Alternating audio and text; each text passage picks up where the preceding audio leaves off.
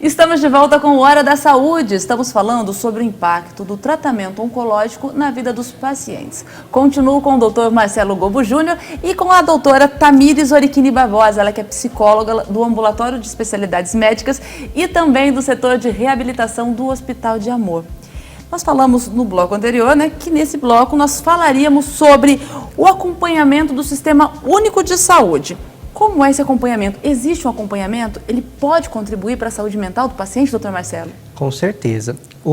Existem algumas diretrizes, algumas normativas que são comuns a todo o território nacional, dentro daquilo que o Sistema Único de Saúde prevê, mas a organização dos detalhes ela vai variar de acordo com a minha estrutura local. E esse é o ponto-chave, Então, a depender do local em que eu estou do Brasil, a minha opção de recursos vai variar. O que a gente sabe como estrutura básica?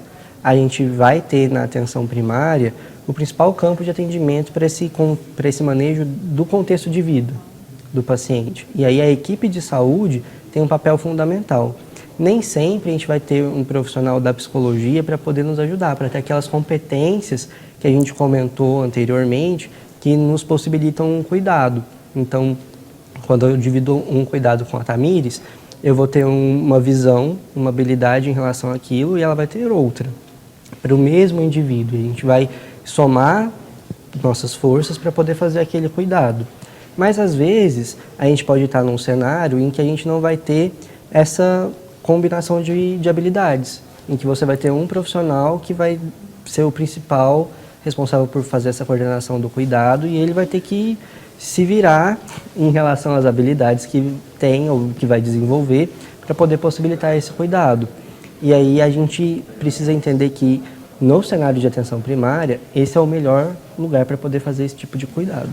Deveria existir uma atenção maior, doutora Tamires? Com toda certeza. Hoje no nosso hospital, nós contém muitos profissionais da psicologia, tanto aqui no Hospital do Amor quanto na Santa Casa.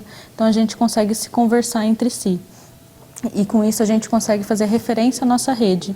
Tanto as meninas do serviço social colaboram muito com isso, de fazer esse encaminhamento posterior a essa internação, esse período de hospital, quanto os médicos também, quando a gente não contém o serviço social no hospital, por exemplo, os médicos colaboram.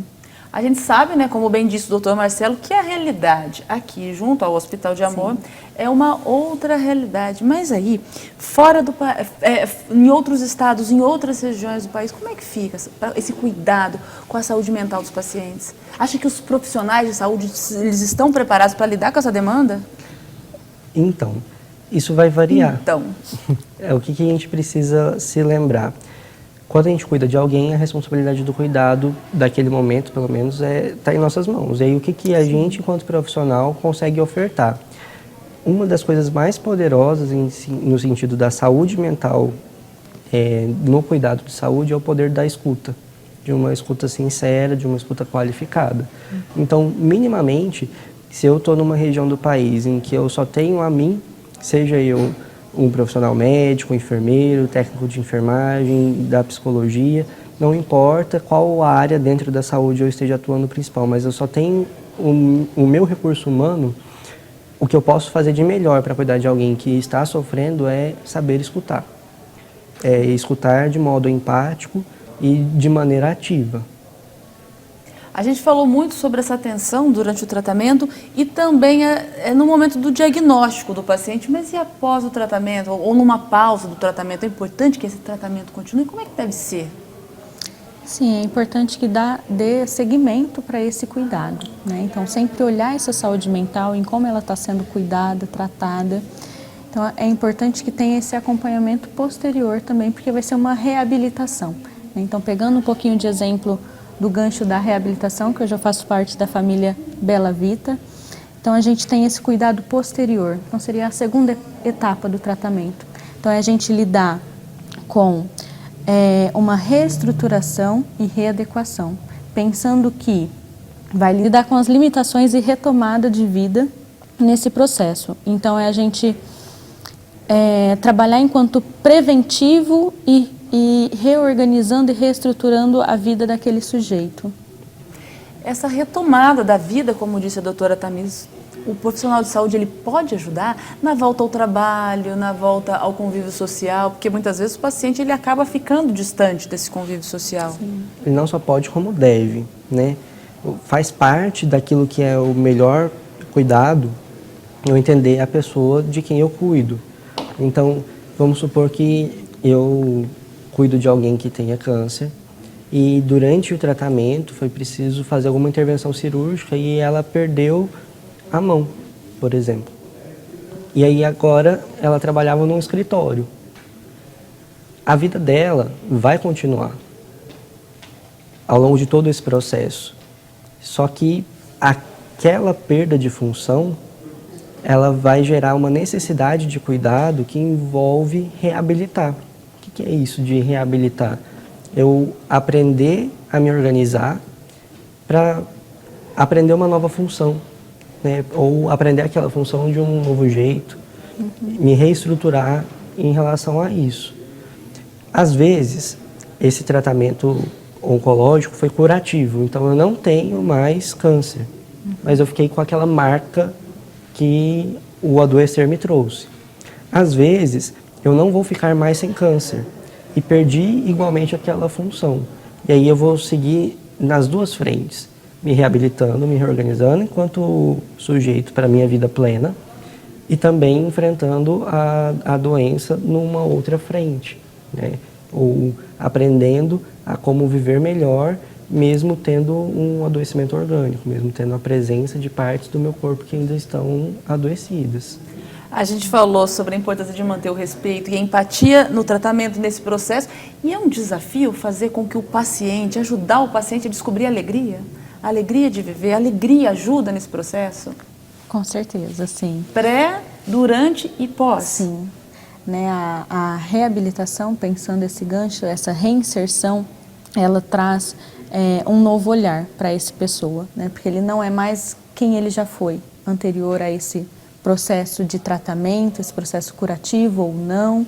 Então, ele se tornou um outro ser. Então, é um se redescobrir, né, descobrir as limitações, como ele vai fazer, o que ele vai fazer. Então, todo esse processo, essa mudança, gera também felicidade, né? Por vezes esperança. Por mais que haja dificuldade, dores e sofrimento, a gente tem que pensar no quanto que a gente consegue trazer dos aspectos positivos dessa pessoa. A gente entende, a partir daí, a importância do profissional de saúde estar bem para poder fazer esse cuidado. Quando você fala sobre descobrir alegria, descobrir felicidade em relação a isso, o profissional ele vai conseguir fazer isso tanto quanto melhor quanto ele aplica na própria vida. Isso aumenta o engajamento, seja para qualquer estratégia de cuidado. Então, quando a gente passa a entender esse processo, talvez essa seja a parte mais difícil de ser alguém que trabalha com saúde, quando a gente passa a viver isso cotidianamente e de maneira genuína, a gente consegue fazer isso com o outro de modo automático. A gente precisa fazer um ajuste de perspectiva, que às vezes a gente coloca a felicidade lá no ponto final. Então, eu vou ser feliz o dia que eu estiver curado do câncer. E nunca vai chegando essa felicidade, vai Exatamente. demorando. E às vezes eu me curo e ainda não estou feliz. A felicidade está no processo das coisas, né? Então, às vezes, você vai encontrar pessoas que estão enfrentando doença há 15, 20 anos, não se curaram e nem se curarão, mas são muito felizes. Entenderam a felicidade no caminho. Entenderam a felicidade no caminho. E isso vai ajudando a perspectiva de quem está chegando agora, acabou de receber a notícia, e vê no outro um bom espelho, né? Isso ajuda muito. Eu acabei de receber a notícia, então saí do consultório, a primeira coisa que eu vejo ali na sala de espera é alguém que já enfrentou aquilo, já passou pelo mesmo lugar e está bem. E que eu descobri que essa pessoa não se curou, mas está bem. O que houve aí? O que houve aí, né? E isso alimenta a esperança, tanto de quem está recebendo a notícia, quanto do profissional que está cuidando, porque ele entende Sim. que o trabalho dele vai criar meios para que essa felicidade seja descoberta no processo, e não com um objetivo terapêutico específico, que é ficar sem câncer, ou recuperar totalmente uma função de uma perna, de um braço, de uma mão. Né? Você vai entendendo que o processo em si do cuidado é prazeroso e traz felicidade, o que não vai dizer que vai ser um caminho sem desafios.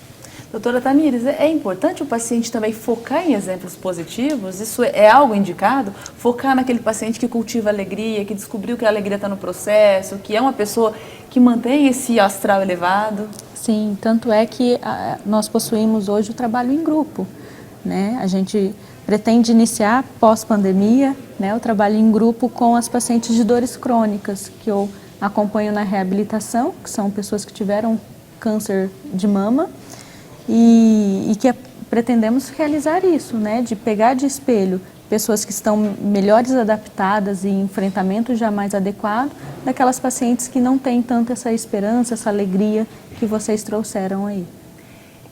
Quem passa por esse processo, quem está com problemas, está tendo dificuldades, quais profissionais precisa procurar? A gente vai precisar sempre de uma equipe de mais de um profissional, né? Às vezes, quando a gente vai fazer um plano de cuidado, a gente tem um profissional que é o carro-chefe daquele cuidado, que é a pessoa de maior vínculo. E isso não necessariamente vai ser um profissional de uma formação A ou B.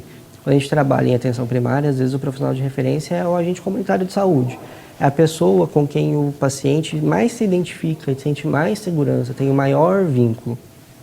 Esse é o ponto principal, né? E ser essa pessoa é a chave de um bom plano de cuidado. E para isso não importa se eu vou ser um médico, enfermeiro, psicólogo, eu preciso ter essa pessoa inicialmente. E aí eu vou agregando as habilidades. Às vezes eu estou num lugar em que eu não tenho recurso humano para isso, né? Às vezes eu não tenho muitos profissionais disponíveis para poder me ajudar, mas eu posso desenvolver essas habilidades, né? Eu posso estudar, posso me capacitar para poder, naquele plano de cuidado específico, ofertar isso. Como a Tamires falou em relação ao assistente social, às vezes eu não tenho assistente social na equipe. E eu tenho uma paciente ou um paciente que está precisando de uma orientação específica a um benefício X. Eu não preciso estudar tudo o que existe para saber sobre assistência social, mas eu posso me informar sobre aquele benefício e como o paciente pode ter acesso. E aí eu, que não sou um profissional do serviço social de formação, vou me capacitar para poder orientar naquele plano de cuidado específico como auxiliar. É assim que a gente vai fazendo. Esse foi o Hora da Saúde de hoje. Nós falamos sobre o impacto do tratamento oncológico na vida dos pacientes. Mais uma vez agradeço a parceria do Dr. Marcelo Gobo Júnior e agradeço também a presença da nossa convidada de hoje, Tamires Orichini Barbosa. Muito obrigada pela sua participação, por estar conosco, por ter aprendido um pouco mais. Esperamos que você tenha saído desse programa mais alegre do que chegou. Até a próxima!